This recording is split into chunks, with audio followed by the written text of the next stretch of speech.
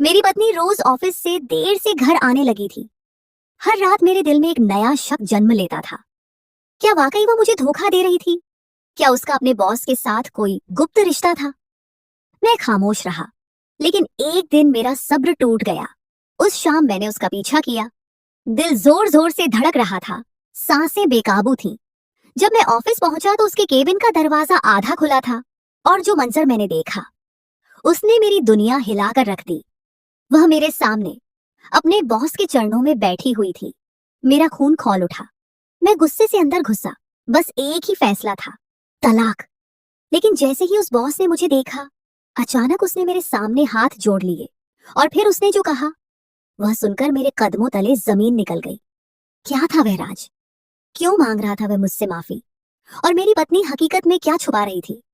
मैं अपने घर के बैठक में सुन्न बैठा हुआ सामने वाले मुख्य द्वार को लगातार टकटकी बांधे घूरे जा रहा था। गुस्से और झुंझलाहट की तीव्रता से मेरी आंखें दहकते हुए अंगारों की तरह लाल हो रही थीं। रात के 11 बज चुके थे।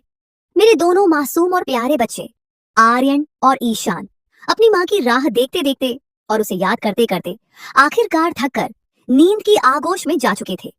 लेकिन मेरी पत्नी अनुपमा अभी तक घर वापस नहीं आई थी।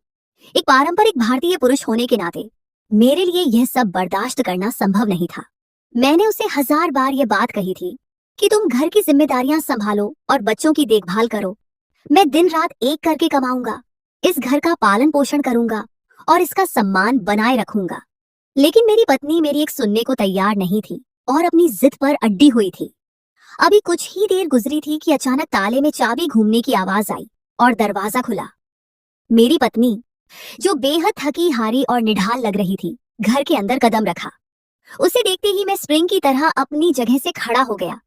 वह अभी कुछ कहना ही चाहती थी कि उससे पहले ही मैं बिफरे हुए शेर की तरह दहाड़ा।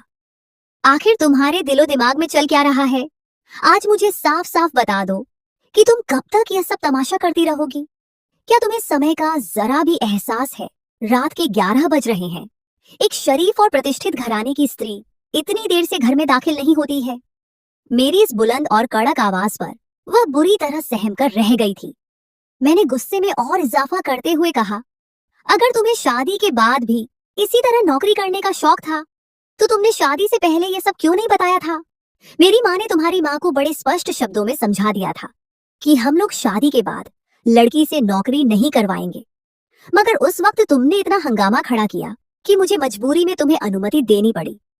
मगर अब मैं ये सब और बर्दाश्त नहीं करूंगा। रात के 11 बज रहे हैं। मैं एक उसूलों वाला और सम्मानित पुरुष हूँ, जिसने हमेशा अपनी जिंदगी गरिमा और मर्यादा के साथ गुजारी है। तुम इस तरह रात के अंधेरे में घर के अंदर दाखिल नहीं हो सकती हो। तुम्हारी नौकरी की शुरुआत बहुत अच्छी थी। तुम ठीक 6 बजे तक घर के अंदर मौजूद होती थी। मेरे बच्चे तुम्हारी अनुपस्थिति में पागल हो रहे हैं, और अब मैं यह सब बर्दाश्त नहीं करूंगा। तुम अभी की अभी इस नौकरी से इस्तीफा दे रही हो। यह मेरा अंतिम आदेश है। मेरी ये सख्त और अंतिम बात सुनकर वह खामोश न रही और बोली, मैं नौकरी से इस्तीफा हरगिज नहीं दूंगी। आज साहब कृपया उल्टी सीधी बातें मत करें। मेरे लिए यह जॉब इस वक्त बहुत ज्यादा महत्व रखती है। आप इतना नहीं कमा पाते कि हम सबका खर्चा आसानी से उठा सके। हमें घर का किराया देना होता है, बिजली और गैस के भारी बिल भरने होते हैं, बच्चों की शिक्षा के खर्च हैं, घर का राशन है। इन सब चीजों पर बहुत ज्यादा पैसे खर्च होते हैं। आप अकेले ये सब मैनेज नहीं कर सकते। उसकी ये बात सुनकर मैं गुस्से से और दहाड़ा। दुनिया का हर मर्द ये सब करता है और मैं भी करूंगा। मुझे अगर डबल ड्यूटी करनी पड़ी तो मैं डबल ड्यूटी करूंगा, लेकिन अब तुम नौकरी पर नहीं जाओगी। मैं और मूर्ख नहीं बन सकता। मेरे बच्चे तुम्हारी गैर मौजूदगी में बहुत उदास हो रहे हैं कि हर बच्चे को अपनी माँ प्रिय होती है और वे उसकी कमी महसूस करते हैं। मेरे बच्चे अब तुम्हारी याद में रो रहे हैं और यह सब अब खत्म होना चाहिए। मेरी बात सुनकर मेरी पत्नी बेजारी से बोली, आप बेवजह बात को बढ़ा रहे हैं और राई का पहाड़ बना रहे हैं। अगर ऐसी ही बात है तो मैं कल से समय का खास ख्याल रखूंगी, लेकिन आप बेवजह मेरी नौकरी के पीछे हाथ धोकर न पड़े। उसकी ये जिद सुनकर मैं अब और बर्दाश्त न कर पाया। मैं गुस्से के आलम में उसकी तरफ तेजी से बढ़ा और उसका बाजू सख्ती से थामकर उसे दीवार के साथ लगा दिया। उसकी आंखों में आंखें डालकर मैंने गुस्से से पुकारते हुए कहा, मैंने कह दिया है अनुपमा, इस बात को अब अपने दिलो दिमाग में अच्छी तरह बिठा लो। तुम कल सुबह ही इस्तीफा दे रही हो बस बहुत हो गया है। तुम्हें अपना घर, अपने बच्चे और अपने पति को देखना है। तुम क्यों अपनी हंसती बसती जिंदगी इस तरह से बर्बाद कर रही हो? मैं तुम्हें छोड़ दूंगी। याद रखो कि आज के दौर में दो बच्चों की माँ को भी त्याग दिया जाता है। तुम शायद मुझसे वही करवाना चाह रही हो। मेरी यह गंभीर बात सुनकर वह तड़प कर बोली, शायद आपने अपने लिए कोई और औरत देख ली होगी, तभी आप इस तरह से मेरे साथ निर्दयी व्यवहार कर रहे हैं। इससे पहले तो कभी आपने मेरे साथ इतनी बदतमीजी और कड़वाहट से बात नहीं की थी जितनी आज कर रहे हैं। उसकी ये बात सुनकर मैं अपनी जगह पर बिल्कुल सुन्न होकर रह गया था। मुझे दूर दूर तक ये अंदाजा नहीं था कि मेरी पत्नी इतनी घटिया और गिरी हुई बात भी कर सकती है। वह और कुछ कहती, इससे पहले ही मैं गुस्से में वापस अपने कमरे में चला गया। उस समय उसके मुंह लगने का मतलब बेवजह घर का माहौल और खराब करना था। शक तो मुझे पहले से ही था, लेकिन मैंने अपने होठों से एक बार भी ऐसे गंदे शब्द नहीं निकाले थे। रात धीरे धीरे गुजरती जा रही थी और खामोशी गहरी हो रही थी। मैं कमरे में उसका इंतजार करने लगा कि शायद वह आए और कुछ बात करे, लेकिन वह इतनी ढीठ बन चुकी थी कि एक बार भी कमरे में कदम नहीं रखा। उसे अपने उन मासूम बच्चों का भी कोई ख्याल नहीं था जो उसकी याद में रोते रोते सो गए थे। हालांकि मैंने उसका जिक्र भी किया था, मगर इसके बावजूद उसने कमरे का रुख नहीं किया। मेरा दिल अब अपनी ही पत्नी से खराब होने लगा था। वह हमारे घर में अब मतभेद और दूरियों के बीच बो रही थी और मेरा दिलो दिमाग अब भारी हो गया था। मैंने दिल में यह तय कर लिया था कि यह एक सप्ताह मैं और बर्दाश्त करूंगा। अगर इसके बाद भी वह न सुधरे तो मैं उसके घर वालों को बुलाकर अंतिम बात करूंगा। मैं इस तरह अपने घर का सुकून बर्बाद होते नहीं देख सकता था। बस अब बहुत हो चुका था। पूरी रात इसी तरह मानसिक पीड़ा में और सोचों में गुजर गई थी। अगली सुबह का सूरज अपनी पूरी चमक के साथ निकला। मेरी आंख सूरज की पहली किरण के साथ ही खुल गई थी। बाहर से बच्चों के चहकने और खेलने की आवाजें आ रही थीं। मुझे यकीन था कि वे अपनी माँ को अपने सामने देखकर ही खुश हो गए होंगे। मैंने एक लंबी और गहरी सांस ली कि यह औरत अपने बच्चों को क्या समझ रही है। मैं चुपचाप उठकर तैयार होने चला गया, लेकिन जब मैं बाहर आया तो अगला पल मेरे लिए बेहद हैरान कर देने वाला था। बच्चे खामोश और उदास बैठे थे। मेरा नाश्ता मेज पर लगा हुआ था और मेरी पत्नी गायब थी। मैंने बच्चों को देखकर अनुपमा के बारे में पूछा तो मेरा बड़ा बेटा आर्यन बहुत ही उदासी और नम आंखों से बोला, मम्मी नाश्ता रखकर चली गई। हालांकि मैंने और छोटे ईशान ने उनसे बहुत बोला भी कि आप रुक जाइए, हम सब साथ बैठकर नाश्ता करते हैं, पापा से मिलकर जाइए। मगर वह नाराज होकर चली गईं और जाते जाते ये कह गईं कि अब तुम दोनों छोटे बच्चे मुझे सिखाओगे कि जिंदगी कैसे जीनी है। अपने बच्चों की यह बात सुनकर मेरा दिल भी उदास हो गया था। मैंने उनके सिर पर बड़े प्यार और कोमलता से हाथ फेरा और सांत्वना देते हुए बोला, कोई बात नहीं बेटा, मम्मी को शायद कोई बहुत जरूरी काम होगा। आप दोनों नाश्ता करो, फिर मैं आपको स्कूल छोड़कर अपने ऑफिस के लिए निकल जाऊंगा। जिन बच्चों के दोनों माता पिता काम करते हैं उन बच्चों को थोड़ा समझौता करना पड़ता है। मेरा छोटा बेटा ईशान बेहद निराशा भरे लहजे में बोला, पापा मेरी एक सहेली है अनन्या, उसके मम्मी पापा भी जॉब करते हैं, लेकिन वे कभी भी अपने बच्चों को इस तरह नजरअंदाज नहीं करते। उसकी मासूम बात सुनकर मेरा दिल अंदर से कांप उठा था। मैं तुरंत उसके करीब हुआ और उसे अपने सीने से लगाकर भारी आवाज में बोला, नहीं बेटा, मम्मी पापा आपको बिल्कुल भी नजरअंदाज नहीं करते। जो माता पिता काम कर रहे होते हैं उन्हें कभी कभी पता नहीं चलता कि हालात कैसे हैं। घर के खर्च बहुत ज्यादा बढ़ गए हैं, इसलिए आपकी मम्मी जॉब कर रही हैं मेरा साथ देने के लिए। लेकिन मैं वादा करता हूँ कि उनसे बात करूंगा कि वे आप दोनों को बिल्कुल भी नजरअंदाज न करें। मेरे इस कदर समझाने पर भी उनकी निराशा खत्म नहीं हुई थी, बस उनके सिर और झुक गए थे। मैं खामोशी से मेज पर बैठ गया था। जबरदस्ती मैंने कुछ निवाले अपने गले से उतारे, लेकिन सुकून कहीं भी नहीं था। नाश्ता करने के बाद मैं अपने बच्चों को लेकर स्कूल पहुंचा। उन्हें वहां छोड़कर अब अपना रुख मैंने दफ्तर की तरफ किया, लेकिन मेरे दिलो दिमाग में हर पल अनुपमा ही बसी हुई थी। आखिर ऐसा कौन सा काम था जो उसे अपनी संतान से भी बढ़कर प्रिय था? रात 11 बजे घर वापस आना और सुबह 8 बजे से पहले ही घर से निकल जाना। मैं इन हालात पर हैरान था। दिमाग में अब कई तरह के नकारात्मक विचार जन्म लेने लगे थे। एक स्वाभिमानी पुरुष होने के नाते मैं यह सब बर्दाश्त नहीं कर सकता था। एक लंबी यात्रा तय करके मैं अपने दफ्तर पहुंच गया था। खामोशी से अपने केबिन की तरफ बढ़ा और काम में मग्न होने की कोशिश की, लेकिन मेरा दिल था कि किसी चीज में लग ही नहीं रहा था। दिमाग में सिर्फ और सिर्फ मेरी पत्नी की बेरुखी बसी हुई थी। मुझे अब खुद पर गुस्सा आने लगा था कि काश मैंने इतनी खूबसूरत पत्नी का चुनाव न किया होता तो आज शायद मेरे साथ ऐसा न होता। अभी मैं अपनी इन्हीं सोचों में खोया था कि तभी मेरा एक सहकर्मी सूरज मेरे पास आया और मेरे कंधे पर हाथ रखते हुए सहानुभूति से बोला, क्या बात है आकाश भाई, आप काफी परेशान लग रहे हैं। मैं 2-4 दिन से देख रहा हूँ कि आप पहले की तरह खुश नहीं हैं। उसकी बात सुनकर मैं होश में आया और सिर हिलाकर रूखेपन से बोला, नहीं सब ठीक है, बस कुछ घरेलू समस्याएं हैं, आप जाकर अपना काम करें। उस समय मेरा दिमाग इतना खराब हो रहा था कि मैं किसी से बात भी नहीं करना चाहता था। वह मेरा हाथ थामकर जिद करते हुए बोला, अरे भाई क्या बात है, बताओ तो सही, मैं आपका दोस्त हूँ, हो सकता है मैं आपके मामले में कोई मदद कर सकूं। अक्सर लोग कहते हैं कि मैं बहुत अच्छी सलाह देता हूँ। मैंने अब जरा गौर से उसकी तरफ देखा था। ये बात मैंने भी ऑफिस में कई लोगों के मुंह से सुनी थी कि घरेलू सलाह सूरज के पास मौजूद होती है और ज्यादातर लोग अपनी समस्याएं लेकर उसी के पास जाते हैं। मैंने घड़ी की तरफ देखा तो बॉस के आने का समय हो रहा था। मैं उसे देखते हुए बोला, तुम मुझसे ब्रेक टाइम पर मिलना, और इस तरह बिना अनुमति किसी के केबिन में नहीं आया जाता, फिलहाल तुम जाओ। उसने सिर हाँ में हिला दिया और वहां से चला गया। मैं दोबारा खामोशी से अपने काम में मग्न हो गया, लेकिन समय जैसे थम सा गया था। समय धीरे धीरे गुजरता जा रहा था। लगभग दोपहर 1 बजे ब्रेक टाइम हुआ। मैं तुरंत कैंटीन की तरफ बढ़ा। सूरज वहां 2 लड़कों के साथ बैठा गप्पे लगाने में व्यस्त था। मुझे देखते ही उसने उन दोनों लड़कों को न जाने क्या इशारा किया कि वे हंसते हुए उसके पास से उठ गए और मैं तुरंत उसकी तरफ बढ़ा। मैं जैसे ही उसके सामने बैठा, वह तुरंत जिज्ञासा भरे लहजे में बोला, हाँ तो आकाश भाई, क्या बात है आखिर, ऐसा क्या कर दिया भाभी ने जो तुम इस कदर परेशान हो, बताओ, हो सकता है मैं तुम्हारे काम आ जाऊं। उसकी बात सुनकर मैंने एक गहरी सांस ली और उसे गंभीरता से देखते हुए बोला, देखो सूरज, यह मामला बहुत जटिल है और मेरा शुद्ध व्यक्तिगत घरेलू मामला है।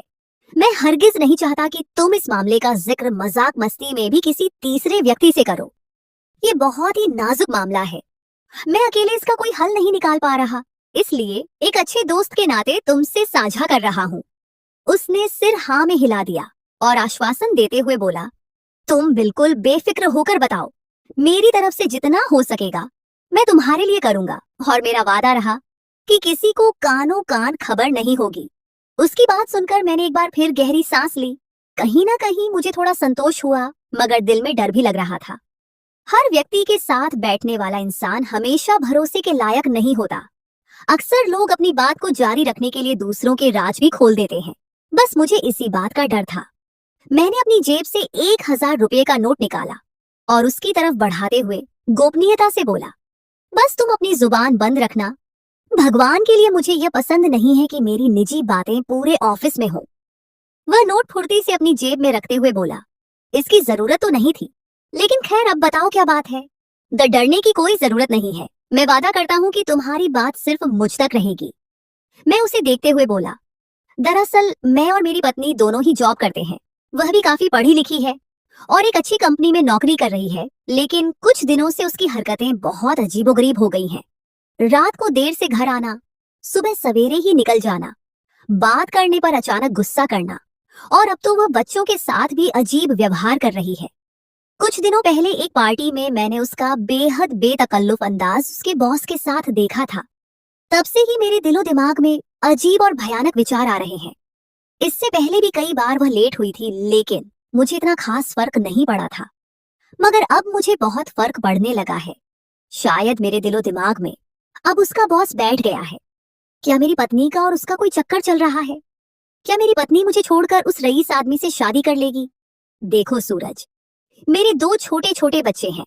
मुझे इस बात से कोई सरोकार नहीं है कि अगर मेरी पत्नी मुझे छोड़कर चली जाए, मैं अकेले जी जाऊंगा, बल्कि बहुत जल्द दूसरी शादी करके अपनी जिंदगी नए सिरे से शुरू भी कर दूंगा। लेकिन मेरे दोनों बच्चे अपनी माँ से बेहद जुड़े हुए हैं। अगर वह उनकी जिंदगी से चली गई तो वे दोनों अंदर से टूट जाएंगे, और मैं नहीं चाहता कि इतनी कम उम्र में उन दोनों मासूमों को किसी भी किस्म का सदमा मिले। मेरी ये पूरी व्यथा सुनकर सूरज कुछ पलों तक खामोश रहा और फिर मुझे गहरी नजरों से देखते हुए बोला, आकाश भाई, तुम्हारा मामला वाकई बहुत पेचीदा है। भाभी जी को इस तरह की हरकतें नहीं करनी चाहिए थी। अगर तुम्हारे बच्चे उनके साथ इस कदर जुड़े हैं, तो उन्हें कम से कम अपने बच्चों के भविष्य के बारे में तो सोचना चाहिए था। मैंने दुख भरे अंदाज में सिर हाँ में हिला दिया और आगे बोला, मगर वह बिल्कुल भी नहीं सोच रही और यही बात मुझे खाई जा रही है। मैं ऐसा क्या करूं कि सब चीजें वापस सामान्य हो जाएं? सूरज कुछ देर तक खामोश रहा और फिर कुछ सोचकर सलाह देने वाले अंदाज में बोला, देखो आकाश, तुम्हारा व्यवहार उनके साथ इस वक्त कैसा होता है? क्या तुम उनके देर से घर आने पर चीखते चिल्लाते हो? मैंने सिर हाँ में हिलाया तो वह तुरंत बोला, अब तुम्हें यह सब नहीं करना। तुम्हें किसी भी तरह अपने अंदर ठहराव और सब्र पैदा करना होगा। उनके हर गलत कदम पर तुम्हें एक सकारात्मक रवैया रखना होगा। यानी तुम अभी कुछ दिन उनसे अत्यंत कोमलता से पेश आओ। अगर इसके बाद भी बात नहीं बने तो फिर मामले की असली तह तक पहुंचो, यानी सच्चाई को सामने लाओ। अगर वे गलत निकले तो अपने बच्चों को बताओ कि उनकी माँ ने क्या हरकत की है और फिर पूरे परिवार को सच बताकर उन्हें तलाक दे दो। बेशक तुम्हारे बच्चे रोएंगे, उनकी जिंदगी बर्बाद हो जाएगी, मगर ऐसी जिंदगी का भी कोई फायदा नहीं जहां न घर में सुकून हो और न ही एक दूसरे पर भरोसा। ये सब बोलकर वह अपनी जगह से खड़ा हुआ और चला गया, जबकि मैं वहां पत्थर की मूर्ति बना बैठा रह गया। क्या मुझे वाकई ऐसा कर लेना चाहिए था? मेरे दिलो दिमाग में कई तरह के अंतर विरोध आ रहे थे। वैसे उसने कोई नकारात्मक बात नहीं की थी। उसने बिल्कुल सही सलाह दी थी कि पहले प्यार और नरमी से मामले को सुलझाने की कोशिश करो। अगर वह काम न करे तो फिर जांच पड़ताल की तरफ जाना। उससे पहले कुछ भी करने की जरूरत नहीं है। मेरा दिल अब भारी होने लगा था, लेकिन मैं इतनी जल्दी हार नहीं मानना चाहता था। पूरा दिन सामान्य रूप से बीत चुका था। शाम के 8 बजे मैं अपने काम से फारिग होकर घर आ गया था। नौकरानी पहले ही घर में मौजूद थी। मुझे देखकर उसने नमस्ते किया। अपने हिस्से के तमाम काम वह पूरे कर चुकी थी। मेरे दोनों बेटे लाउंज में बैठे अपनी किताबें पढ़ रहे थे। मुझे देखते ही दोनों के मुरझाए हुए चेहरे खिल उठे थे। छोटा वाला तो भागता हुआ आया और मुझसे लिपट गया। एक 6 साल का बच्चा जो अभी स्कूल जाता है, उसके लिए माता पिता का साथ बहुत जरूरी होता है। मैंने उसे गोद में उठाकर प्यार किया और उन दोनों के पास ही सोफे पर आ गया। नौकरानी अब जाने की तैयारी करने लगी। वह रोजाना तब तक यहाँ रुकती थी जब तक हम दोनों में से कोई एक घर नहीं आ जाता था। वे अब मुझे विदा कहकर चली गई थी। मैंने गौर से अपने बच्चों के चेहरों को देखा। वे अपना दिल मुझसे लगाने की पूरी कोशिश कर रहे थे। शायद स्कूल में या घर में कोई खास बात हुई थी। मैं अपने बड़े बेटे आर्यन को देखते हुए बोला, बेटा, आप दोनों आज काफी बदले बदले और शांत लग रहे हैं। क्या बात है? क्या किसी ने कोई बात समझाई है? क्योंकि सुबह तक वे दोनों बेहद निराश थे, लेकिन अब उनका खिला हुआ चेहरा मुझे थोड़ा हैरान कर रहा था। मेरा बड़ा बेटा सिर हाँ में हिलाकर समझदारी से बोला, पापा, दरअसल आज स्कूल में ब्रेक के दौरान टीचर ने हमें कुछ बहुत अच्छी बातें समझाई हैं।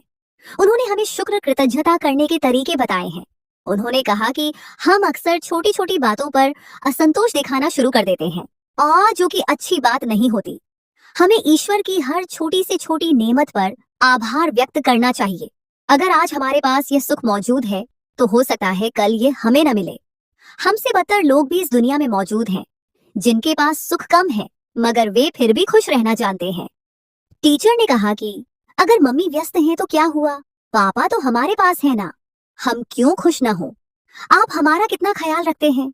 हम क्यों आपकी इतनी मोहब्बत को नजरअंदाज करके एक ऐसी मोहब्बत के पीछे भागे जो सिर्फ एक साया है, जिनके लिए सिर्फ अपना काम प्रिय है, हम नहीं। अपने इतने छोटे बेटे की जुबान से इतनी बड़ी बात सुनकर मैं अपनी जगह पर बिल्कुल सुन्न रह गया था। मुझे जरा भी अंदाजा नहीं था कि मेरा इतना छोटा बच्चा ऐसी गहरी बात कर जाएगा। मैं तुरंत अपने जज्बात पर काबू पाते हुए बोला, नहीं बेटा, ऐसी कोई बात नहीं है। आपकी मम्मी अभी भी आप दोनों से बहुत ज्यादा प्यार करती हैं, बस वे अपने काम में थोड़ा सा उलझ गई हैं। आज वे आएंगी तो मैं उनसे विस्तार से बात करूंगा। वे दोनों इतना ही सुनकर बेहद खुश नजर आने लगे थे। बुजुर्ग सच कहते हैं कि छोटे बच्चों के दिलो दिमाग में जो बात एक बार डाल दी जाए वह जीवन भर के लिए वहीं बैठ जाती है। सूरज ने कहा था कि तुम सच्चाई मालूम करो और उसके बाद अपने बच्चों को भी सच्चाई बताना। लेकिन मैंने दिल ही दिल में यह फैसला कर लिया था कि अगर मेरी पत्नी की कोई कड़वी सच्चाई मेरे सामने आई और तो मैं तब भी अपने बच्चों को उसकी सच्चाई नहीं बताऊंगा। मैं हरगिज नहीं चाहता था कि उनके नन्हे और मासूम मन में अपनी माँ के बारे में बुरी बातें बैठ जाए। खाना खाने के बाद मैंने उन्हें कहानियां सुनाकर गहरी नींद सुला दिया था और खुद लाउंज में बैठकर लैपटॉप पर काम करने लगा था। आज मैं यह तय कर चुका था कि अपनी पत्नी के आने पर मैं जरा भी गुस्सा नहीं करूंगा, बल्कि अत्यंत कोमलता और प्रेम से पेश आऊंगा। अगर उसने मेरी बात शांति से सुनी तो मैं उसे समझाने की कोशिश करूंगा कि हालात के अनुसार ढलना सीखो, हमें मिलकर सब चीजें मैनेज करनी होंगी। शादी के बाद जिंदगी पहले जैसी नहीं रहती, खासकर बच्चों के जन्म के बाद तो बिल्कुल बदल जाती है। बेहतर यही होगा कि तुम अपने आप को बदलो।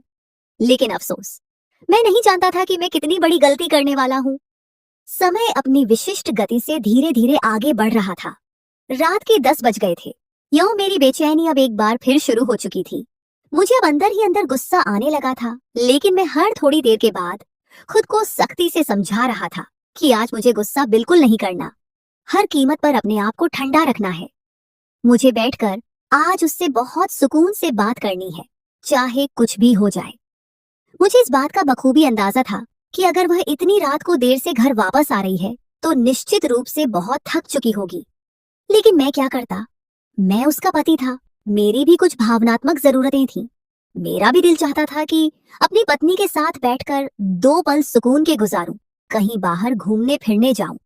अभी हमारी शादी को इतना ज्यादा समय नहीं हुआ था, लेकिन मेरी पत्नी का इतना ठंडा और रूखा व्यवहार मुझे बेचैन कर गया था। समय और गुजरा और रात के 12 बज गए। मेरा अब दिलो दिमाग पूरी तरह खराब होना शुरू हो गया था। कल वो 11 बजे घर में दाखिल हुई थी और आज उसने 12 बजा दिए थे। हालांकि कल हम दोनों के बीच समय की पाबंदी को लेकर कितना बड़ा झगड़ा हुआ था। मैं अब गुस्से से अपनी जगह से खड़ा हो गया था। मेरा इरादा आज ही उसके ऑफिस जाने का बन रहा था, मगर उसी पल घर का दरवाजा खुला। सामने मेरी पत्नी अनुपमा बेहद परेशान परेशान सी खड़ी थी। मैं तुरंत उसकी तरफ बढ़ा और अत्यंत गंभीरता से बोला, अनुपमा, आपने समय देखा है? रात के 12 बज रहे हैं। क्या यह एक शरीफ और विवाहित स्त्री के घर आने का समय है? मेरी कड़वी बात सुनकर वह बेचैनी से बोली, आकाश, मेरे बच्चे ठीक हैं, वे सो गए हैं। उसे मेरे तीखे सवालों से जैसे कोई फर्क ही नहीं पड़ा था, मगर आज उसके लहजे में कई दिनों के बाद मैंने वही तड़प और ममता देखी थी जो अक्सर उसके लहजे में पहले पाई जाती थी। मैंने सिर हाँ में हिलाकर रूखेपन से बोला, हाँ, मैंने खाना खिलाकर उन्हें सुला दिया है। वह थकी हुई आवाज में बोली, आज ऑफिस में काम बहुत ज्यादा था, फ्री होने का मौका ही नहीं मिल रहा था। मैंने बॉस से बात की है कि मुझे थोड़ी जल्दी छुट्टी मिल जाया करे, मगर फिलहाल ऐसी कोई संभावना नजर नहीं आ रही। मैं पूरी कोशिश कर रही हूँ कि सब कुछ ठीक हो जाए। उसका लहजा काफी थका थका और निढाल मालूम हो रहा था। वह सीधी अपने कमरे में जाना चाहती थी, लेकिन मैंने उसी पल उसका हाथ थाम लिया और उसे गंभीरता से देखते हुए बोला, अनुपमा, मुझे तुमसे कुछ जरूरी बात करनी है, क्या थोड़ा समय मिल सकता है? वह बेझारी से बोली, देखो आकाश, मेरा इरादा अब और कोई झगड़ा करने का नहीं है। भगवान के लिए आज मैं शारीरिक और मानसिक रूप से बहुत ज्यादा थक गई हूँ। मैं बस थोड़ी देर सुकून से सोना चाहती हूँ। हम कल इस पर बात कर लेंगे। मैंने सिर नामे हिलाकर जिद की, मैं तुमसे वादा करता हूँ कि मैं तुमसे कोई झगड़ा नहीं करूंगा। बस मेरी एक बार बात सुन लो। मुझे वाकई तुमसे बहुत जरूरी बात करनी है। मेरा यह विनम्र अंदाज देखकर वह थोड़ी नरम पड़ गई और वहीं लाउंज के सोफे पर बैठ गई। मैं उसे वहां बैठाकर सीधा किचन में चला गया। उसके लिए ठंडा पानी निकाला, उसके लिए खाना निकाला और लाकर उसके सामने मेज पर रख दिया। मेरे इस अप्रत्याशित कार्य पर उसके चेहरे की रंगत एकदम बदल गई थी। हैरानी से उसकी आंखें बड़ी हो गई थीं। मैं उसे प्रेम से देखते हुए बोला, अनुपमा, पहले खाना खाओ, फिर हम इत्मीनान से बात करेंगे। कितने दिन हो गए हैं कि हम दोनों ने एक दूसरे के साथ सुकून का समय ही नहीं गुजारा। हम अपने कामों में इतना व्यस्त हो चुके हैं कि हम पति पत्नी के पास भी एक दूसरे के लिए चंद पल नहीं है। मेरी ये बात सुनकर वह रूखेपन से बोली, मुझे इस वक्त बिल्कुल भूख नहीं है।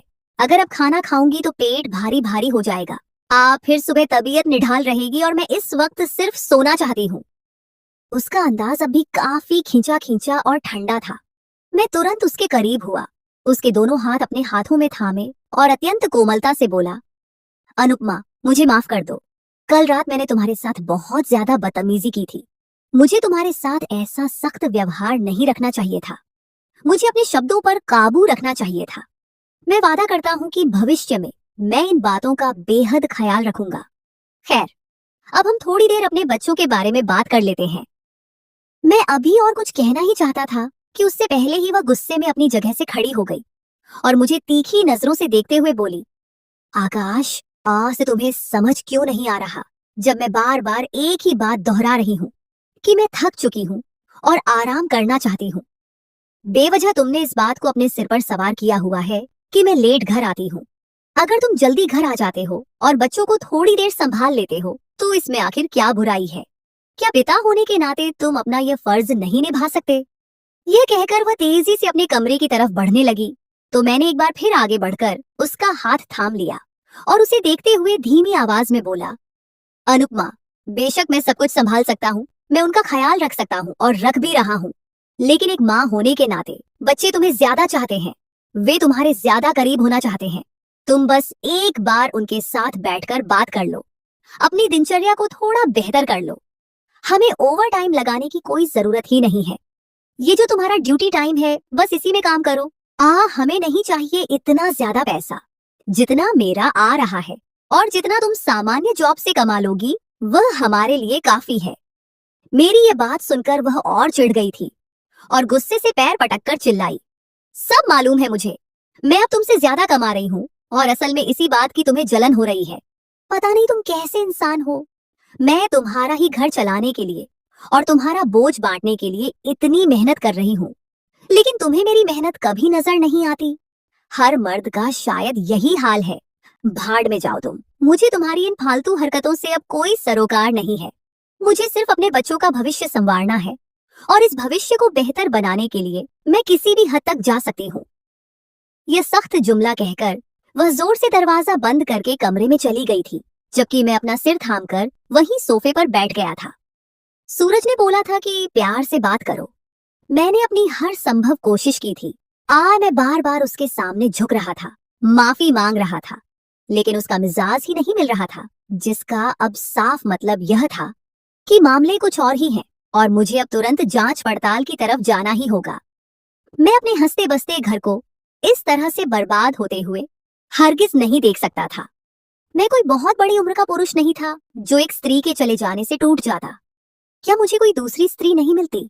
मैंने अब दिल ही दिल में यह पक्का इरादा कर लिया था कि अगर मेरी पत्नी वाकई मेरे साथ बेवफाई कर रही है तो मैं उसे तुरंत अपनी जिंदगी से निकाल बाहर करूंगा। मेरे बच्चों के लिए कोई दूसरी माँ आ जाएगी। मैं इस तरह अपनी शेष जिंदगी तबाह नहीं होने दूंगा। कुछ देर इसी सोच विचार के बाद मैं भी कमरे में आ गया था। वह सोफे पर बैठी अब भी लैपटॉप पर काम कर रही थी। उसे देखकर मुझे अब तीव्र क्रोध आने लगा था। मैं उसे देखते हुए बोला, अनुपमा, क्या तुम पागल हो गई हो? रात का 1 बजने वाला है। सुबह 8 बजे से पहले तुम काम के लिए निकली थी और अब घर आकर भी काम कर रही हो। क्या तुम्हें अपनी सेहत का बिल्कुल भी ख्याल नहीं है? वो मेरी तरफ देखे बिना सपाट लहजे में बोली, काम करने में भला क्या बुराई है? अब अगर तुम काम चोरी करते हो तो इसका मतलब ये हरगिज नहीं कि दुनिया का हर व्यक्ति तुम्हारी तरह कामचोर हो। मुझे कल सुबह एक बहुत महत्वपूर्ण फाइल अपने बॉस को देनी है और मैं उसी पर काम कर रही हूँ। बस थोड़ा सा काम बाकी रह गया है, इसे पूरा कर लूं, फिर सो जाऊंगी। तुम जाकर आराम करो। मैं तुरंत बोला, इसे अभी बंद करके रख दो, सुबह दफ्तर जाकर या जल्दी उठकर कर लेना। अभी शांति से आराम कर लो। अगर तुम इतना ज्यादा काम करोगी तो तुम्हारी सेहत बुरी तरह खराब हो जाएगी। तुम मेरी बात क्यों नहीं सुनती हो? मगर वह मेरी किसी बात पर ध्यान ही नहीं दे रही थी। उसका पूरा ध्यान और नजरें सिर्फ लैपटॉप की स्क्रीन पर थीं। एक पल के लिए मेरे दिल में तीव्र जिज्ञासा पैदा हुई थी कि मैं भी जाकर देखूं, आखिर वह ऐसा क्या कर रही है। मगर मैंने गुस्से में सिर झटक दिया और अपने बिस्तर पर लेट गया। मेरा दिल उस वक्त बहुत ज्यादा उदास और दुखी हो रहा था। मुझे वे दिन याद आ रहे थे जब मेरी पत्नी हर वक्त सिर्फ मुझ पर ध्यान देती थी। मैं क्या कर रहा हूँ, मैंने क्या खाया है, मेरी जिंदगी कैसी गुजर रही है। वह नए कपड़े लेकर मेरे आगे पीछे घूमती रहती थी और मेरी छोटी से छोटी बात की चिंता करती थी। एक पुरुष को अपनी पत्नी से आखिर यही सब कुछ तो चाहिए होता है, लेकिन अब जब से वह मुझे और मेरे मासूम बच्चों को इस तरह नजरअंदाज करने लग गई थी, हम तीनों ही अपनी जिंदगी में उदास हो गए थे। रात फिर से बीतती चली गई और मैं नींद की आगोश में खोता चला गया। अगली सुबह का सूरज एक बार फिर पूरी चमक के साथ निकला। सुबह 7 बजे ही वह एक बार फिर चुपचाप घर से निकल गई थी और अब मुझे उस पर बहुत तीव्र क्रोध आया था कि कम से कम थोड़ा बहुत ही समय अपने बच्चों के साथ गुजार लेती। चलो मेरी खैर है, लेकिन इन बच्चों के दिल तो मासूम है। उन्हें इस उम्र में अपनी माँ की सख्त जरूरत है, लेकिन यह बात वह समझना ही नहीं चाहती थी। आज भी मैंने ही बातों में बहला फुसलाकर अपने बच्चों को नाश्ता करवाया था और उन्हें स्कूल छोड़ने के बाद मैं सीधा अपने दफ्तर आ गया था। मगर आज मुझे दफ्तर में एक पल भी चैन नहीं मिल रहा था। मेरा दिल बार बार चाह रहा था कि मैं सूरज के पास जाऊं और उससे कोई अंतिम सलाह लूं, लेकिन मेरी हिम्मत जवाब दे रही थी। अभी मैं अपनी इन्हीं चिंताजनक सोचों में गुमसुम था कि अचानक मेरे केबिन के दरवाजे पर दस्तक हुई और सूरज अंदर दाखिल हुआ। उसे देखकर न जाने क्यों मुझे एक अजीब सी राहत महसूस हुई थी। वह मेरे सामने वाली कुर्सी पर बैठते हुए धीमी आवाज में बोला, हाँ आकाश भाई, क्या बना? तुमने रात भाभी से कोमलता से बात करने की कोशिश की थी? मैंने भारी मन के साथ सिर हाँ में हिला दिया और उसे रात की तमाम बातें और अनुपमा का कड़वा व्यवहार बता दिया था। मेरी पूरी बात सुनकर सूरज थोड़ी देर सोचता रहा और फिर बोला, देखो आकाश, हो सकता है वह किसी बहुत बड़ी आर्थिक परेशानी में चल रही हो और तुम्हें बताते हुए डर रही हो, या फिर यह भी हो सकता है कि वह वाकई तुम्हारे साथ बेवफाई कर रही हो। अब बेहतर रास्ता यही है कि तुम खामोश बैठने के बजाय खुद जांच पड़ताल करो। तुम उनके ऑफिस चले जाओ, वहां जाकर उनका और उनके बॉस का व्यवहार दूसरे लोगों से पूछो, या फिर अगर संभव हो तो रंगे हाथों उन दोनों को पकड़ो।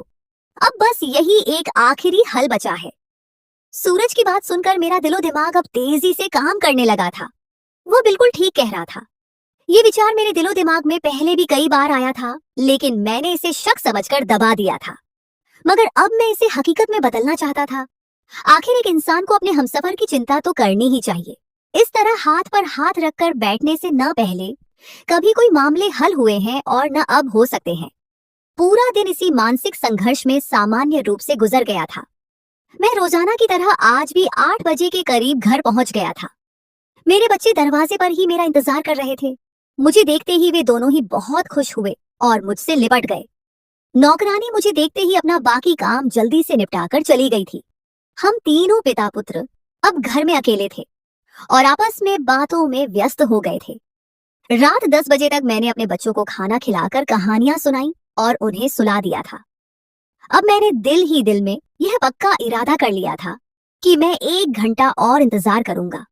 अगर वह अब भी नहीं आई तो मैं आज हर हाल में उसके ऑफिस चला जाऊंगा और अपनी आंखों से देखूंगा कि आखिर वह वहां पर ऐसा क्या खास काम करती है जिसकी वजह से उसे हमेशा इतनी देर हो जाती है। लेकिन मैं बदकिस्मत यह जानता ही नहीं था कि आज मेरे सामने एक ऐसी रोंगटे खड़े कर देने वाली हकीकत आने वाली है जो मेरी जिंदगी बदल देगी। अब मुझे सोए हुए बच्चों की चिंता होने लगी थी। इतनी रात को अकेले उन्हें घर में छोड़कर जाना मुझे उचित नहीं लग रहा था। कुछ देर सोचने के बाद मैंने अपनी माँ को फोन लगाया। पहली ही बेल पर उन्होंने कॉल उठा ली। मैं कुछ कहता उससे पहले ही वे चिंता से बोली, आकाश बेटा, खैरियत तो है? इतनी रात को फोन कर रहे हो, सब ठीक है? बहू और बच्चे खैरियत से हैं? मैंने जल्दी से जवाब दिया, माँ मैं बच्चों को लेकर अभी आपकी तरफ आ रहा हूँ। क्या आप जागी हुई हैं? वे हैरानी से बोली, बेटा मैं तो जागी हुई हूँ, लेकिन इतनी रात को बच्चों को लाने की क्या जरूरत है? तुम कल दिन में आ जाना, सुबह इन बच्चों को स्कूल भी तो जाना होगा। मैंने अटल लहजे में कहा, माँ स्कूल जाना अपनी जगह, लेकिन इस वक्त उससे कहीं ज्यादा जरूरी मेरा एक काम है। मैं आ रहा हूँ, आप बस कुछ देर के लिए बच्चे संभाल लेना। वापसी पर अगर मामला ठीक रहा तो मैं आपको सब कुछ बता दूंगा, लेकिन अगर हालात ठीक नहीं रहे तो फिर आप मानसिक रूप से हर चीज के लिए तैयार रहें। मैं अब और इस बेनाम और खोखले रिश्ते को नहीं खींच सकता।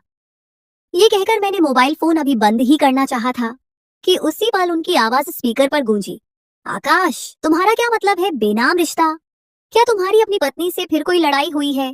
मैंने गुस्से में जवाब दिया, माँ लड़ाई तो नहीं हुई, लेकिन आपकी बहू ने खुद ही लड़ाई की बुनियाद ढूंढ ली है। मैंने 1000 बार उसे समझा दिया है कि इतनी रात तक बाहर अकेले काम न किया करो, लेकिन वह मेरी बात को घास तक नहीं डालती। उसे लगता है कि मैं सिर्फ फालतू बातें कर रहा हूँ। आज मैं उसे जाकर अच्छी तरह समझाऊंगा कि मैं फालतू नहीं बल्कि बहुत ही महत्वपूर्ण बात कर रहा हूँ। वे थोड़ी चिंतित होकर बोली, बेटा इस तरह गुस्सा करने से बने बनाए घर बर्बाद हो जाते हैं। तुम्हारे 2 छोटे बच्चे हैं, उनके भविष्य के बारे में तो सोचो। गुस्से में आकर अपनी और अपनी पत्नी की जिंदगी को नर्क मत बनाओ। उनकी यह नसीहत सुनकर मुझे अब और गुस्सा आ गया था। मैंने अपना संयम बनाए रखा और बोला, माँ, आप परेशान मत हो, मैं बस कुछ मिनटों में पहुंच रहा हूँ। आप बस बच्चों का ध्यान रख लें, बाकी मैं सब कुछ खुद ही संभाल लूंगा। हकीकत से अब पर्दा उठ ही जाए तो बेहतर है। मैं अब और किसी अंधेरे और धोखे में नहीं जीना चाहता। मोबाइल फोन बंद करने के बाद मैं तेजी से कमरे में आया। मेरे दोनों बच्चे गहरी नींद सो रहे थे। मैंने बारी बारी दोनों को बड़े प्यार से जगाया और उन्हें गोद में उठाकर पार्किंग में खड़ी अपनी गाड़ी तक ले आया।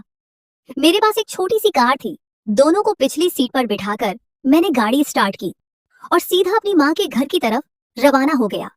एक छोटी यात्रा तय करने के बाद गाड़ी एक झटके से माँ के घर के सामने रुकी। दोनों बच्चों को लेकर मैं अंदर दाखिल हुआ। सामने ही माँ बेहद परेशान हाल खड़ी मेरा इंतजार कर रही थी। मैं अभी कुछ कहना ही चाहता था कि वे मेरे पास आईं, मेरा हाथ थामा और धीमी आवाज में बोली, आकाश मेरे बच्चे, कुछ भी उलटा सीधा या जज्बात में आकर कदम उठाने की जरूरत नहीं है। तुम्हारी पत्नी बहुत ही नेक और अच्छी स्त्री है। वह हर मुश्किल हाल में तुम्हारा साथ देती है। ऐसी वफादार औरतें आजकल बहुत कम पुरुषों को नसीब होती हैं। अपना दिमाग ठंडा रखो। उल्टे सीधे और शक वाले विचार पालने की जरूरत नहीं है। वह बेचारी काम करने ही तो जाती है। मैंने कड़वाहट से अपना सिर ना में हिलाया और उन्हें देखते हुए दो टूक लहजे में बोला, नहीं माँ, इतनी रात गए तक कोई दफ्तर का काम नहीं होता। आप बस मेरे इन बच्चों का थोड़ी देर ख्याल रखें। आज मैं उसका दिमाग ठीक करके ही आऊंगा। या तो आज यह औरत मेरी जिंदगी से हमेशा हमेशा के लिए निकाल दी जाएगी, या फिर आज उसकी जिंदगी से उसकी ये नौकरी चली जाएगी। यह आखिरी जुमला कहकर मैं गुस्से में बाहर आ गया था और गाड़ी स्टार्ट करके सीधा अनुपमा के ऑफिस की ओर बढ़ चुका था। गुस्से के मारे मेरी आंखें एक बार फिर लाल हो रही थीं और मेरा चेहरा तमतमा रहा था। बार बार मेरे दिलो दिमाग में सिर्फ एक ही भयानक विचार घूम रहा था कि अगर वाकई मेरी पत्नी का चक्कर अपने बॉस के साथ चल रहा हुआ तो मैं क्या करूंगा। क्या वाकई आज मैं उसका किस्सा खत्म कर दूंगा? क्या वे तमाम साल जो हम दोनों ने प्यार के साथ एक दूसरे के साथ गुजारे हैं, मैं उन सबको भुलाकर उसे तलाक दे दूंगा? अगर मैंने उसे तलाक दे दिया तो मेरे इन मासूम बच्चों का आखिर क्या बनेगा? उनकी जिंदगी तो जीते जी बर्बाद हो जाएगी। भला एक सौतेली माँ कब तक और कैसे उनका ख्याल रखेगी? मगर मैंने यह सोचकर एक बार फिर झटके से अपना सिर झटक दिया कि जब उनकी अपनी सगी माँ ही उनका ख्याल नहीं रख रही तो सौतेली माँ से क्या ही शिकवा होगा।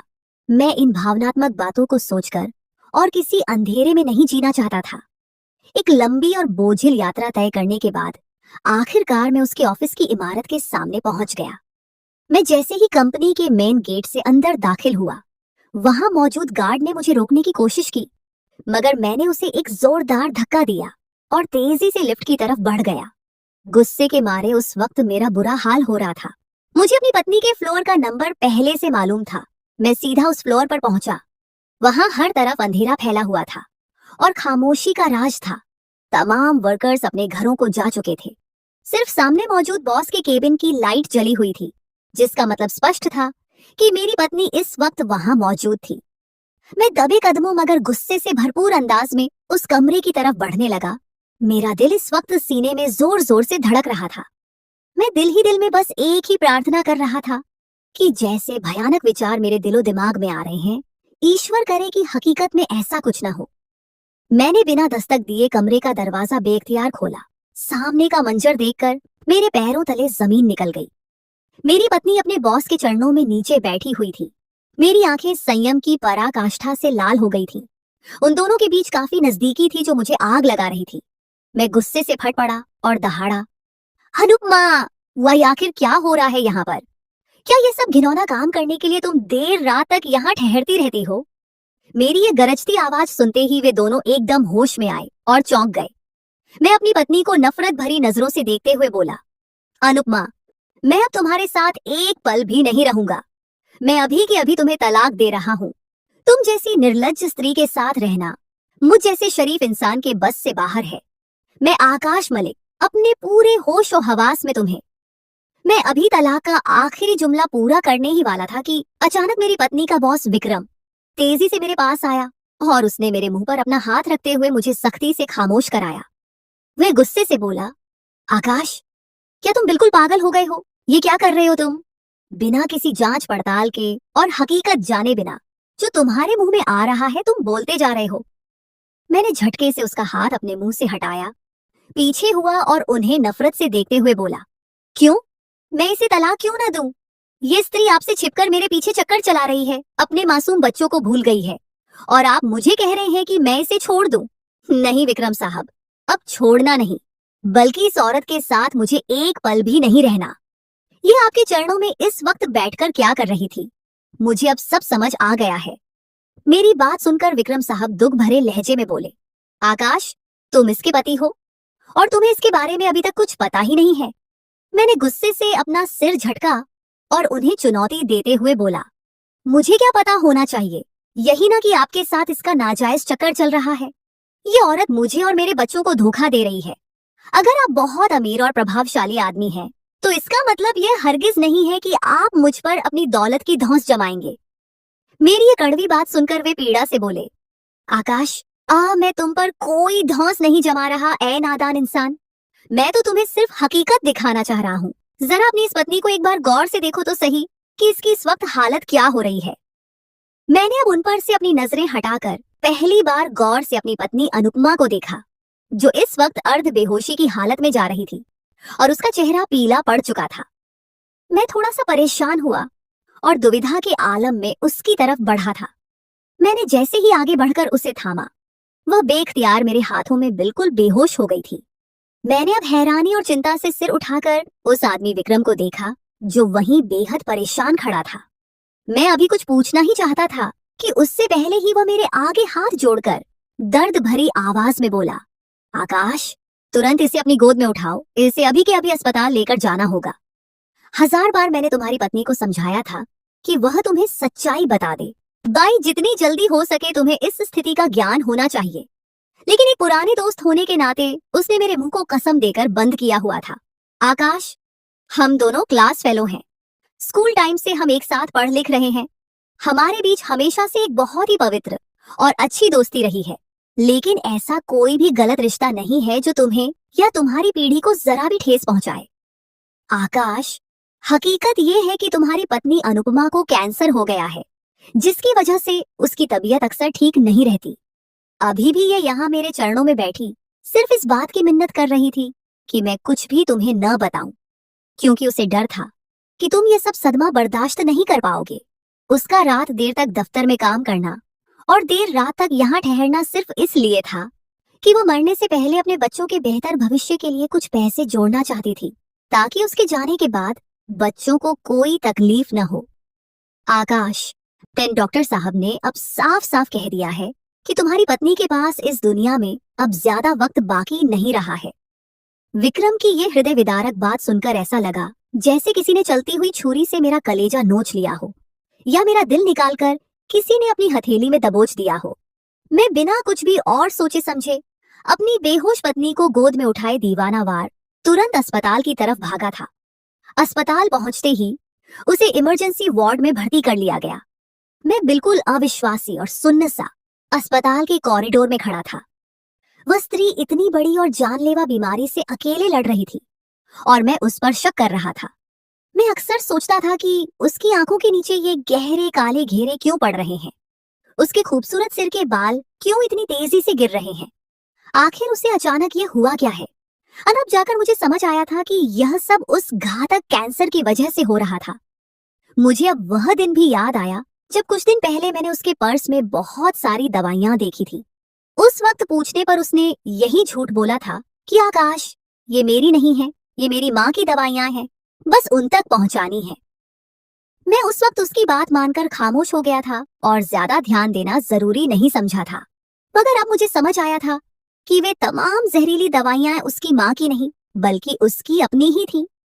मुझे अब अपनी हालत पर रोना आ रहा था। मेरी आंखों से आंसू बहने लग गए थे। कुछ देर के बाद डॉक्टर ने वार्ड से बाहर आकर उसके फिलहाल खतरे से बाहर होने की पुष्टि कर दी थी और मुझे उसे बहुत ज्यादा सावधानी से रखने का आदेश दिया था। डॉक्टर ने कहा था कि उनका खास ख्याल रखा जाए, उन्हें भरपूर नींद और मानसिक शांति दी जाए। अगर ये हिम्मत और समझदारी से चलेंगी तो शायद इनका यह रोग काबू में आ सकता है। मैं तुरंत डॉक्टर की अनुमति लेकर अंदर वार्ड में चला गया था। मेरी पत्नी बिस्तर पर लेटी बिल्कुल निढाल और कमजोर हो रही थी। मैं चाहकर भी उस वक्त उस पर गुस्सा नहीं कर पाया था। बस उसे अपने सीने से लगाए मैं काफी देर तक बच्चों की तरह रोता रहा था। चंद पलों के बाद वह बहुत ही धीमी और कमजोर आवाज में बोली, आकाश, मैं ठीक हूँ, आप कृपया परेशान न हो। मैंने विक्रम को बार बार बोला भी था कि वे आपको कुछ भी न बताएं, क्योंकि मुझे पहले से पता था कि आपको पता चलने पर आपकी यही हालत होगी। जबकि मैं हिचकियों से रोते हुए बोला, अनुपमा, क्या तुम्हें मुझ पर जरा भी रहम नहीं आता था? तुम क्यों मेरे साथ ऐसा आंख मिचौली का खेल खेलती रही? क्या मैं अपने बच्चों को एक बेहतर भविष्य अकेले नहीं दे सकता था? मेरी भी अब इतनी आमदनी है कि मैं तुम समेत अपने बच्चों का भी अच्छा ख्याल रख सकूं। आज अगर नहीं रख सका तो मैं डबल नौकरी करूंगा। कितनी बार मैंने तुमसे ये बात बोली है, लेकिन तुमने मेरी एक नहीं सुनी। तुम हर वक्त बस काम में ही लगी रहती हो। जबकि वह अब बिल्कुल खामोश थी और उसकी आंखों से खामोश आंसू बह रहे थे। मैं उसे लेकर घर वापस आ गया था। समय की गति न कभी किसी के लिए थम सकी है और न कभी थम पाएगी। जैसे जैसे समय गुजर रहा था, उसकी तबीयत में सुधार आने के बजाय तबीयत और भी खराब होती जा रही थी। उसके तमाम महंगे इलाज का खर्चा उसके ऑफिस वाले ही उठा रहे थे। मैंने कई बार मना भी कर दिया था कि मैं खुद अपनी पत्नी का इलाज करवा सकता हूँ, लेकिन उनका कहना था कि यह सब ऑफिस की पॉलिसी और सुविधाएं हैं। अगर कोई वर्कर दौरान मुलाजमत बीमार हो रहा है तो यह ऑफिस की ही जिम्मेदारी होती है कि उसका बेहतरीन इलाज करवाया जाए। मैं उसे शहर के बड़े से बड़े अस्पताल में ले गया, मगर शायद भाग्य को कुछ और ही मंजूर था। आखिरकार हम अपना वह घर छोड़कर मेरी माँ के पुराने घर में स्थायी रूप से शिफ्ट हो गए थे, ताकि मैं जब ऑफिस में हूँ तो पीछे से मेरी पत्नी का ख्याल रखने वाला कोई अपना मौजूद हो।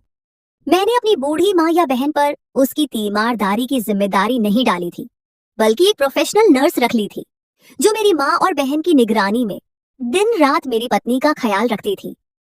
समय तेजी से गुजरा और ठीक 3 महीने के बाद मेरी पत्नी अनुपमा मुझे और मेरे 2 मासूम बच्चों को इस दुनिया में तन्हा छोड़कर हमेशा के लिए विदा हो गई थी। उस रात मैं बहुत ज्यादा रोया था। मैं चीख चीख कर रोया था कि हे ईश्वर, ये मेरे साथ क्या हो गया। मैं तो नादानी में उसके साथ लड़ता रहा, वो झगड़ता रहा, लेकिन उसकी खामोश तकलीफ और हालत जानने की कोशिश ही नहीं की कि आखिर वह मुझसे क्यों दूर हो रही है। मुझे अब समझ आया था कि वह जानबूझकर पहले ही अपना दिल मुझसे खराब कर देना चाहती थी, ताकि जब वह इस दुनिया से चली जाए तो मुझे उसके जाने का ज्यादा दुख और तकलीफ न हो। लेकिन अब मुझे पहले से कहीं ज्यादा दुख हो रहा था, क्योंकि मैं पछता रहा था कि मैं उसके आखिरी समय में उसके साथ प्यार का वह समय गुजार ही नहीं पाया जो उसे चाहिए था।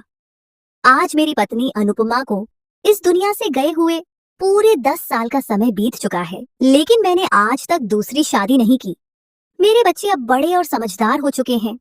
मैं उनकी परवरिश और शिक्षा खुद अपनी निगरानी में कर रहा हूँ। मेरी पत्नी अपने बच्चों के भविष्य को लेकर हमेशा बहुत ज्यादा चिंतित रहती थी, लेकिन मैंने अब उनकी इतनी अच्छी परवरिश की है और उन्हें इतनी अच्छी शिक्षा दिलाई है कि निश्चित रूप से उसकी आत्मा भी अब संतुष्ट होगी। मैं इस कहानी के माध्यम से सभी लोगों को बस यही एक संदेश देना चाहता हूँ कि अपने जीवन साथी पर बिना वजह शक करने के बजाय हमेशा उसके पीछे छिपी असली वजह को तलाश करने की कोशिश करें, क्योंकि बिना वजह का शक इंसान के मजबूत से मजबूत रिश्तों को भी कमजोर कर देता है। अपने हमसफर पर भरोसा करना सीखें, क्योंकि भरोसा ही वह नींव है जिस पर खुशहाल जिंदगी की इमारत टिकी होती है।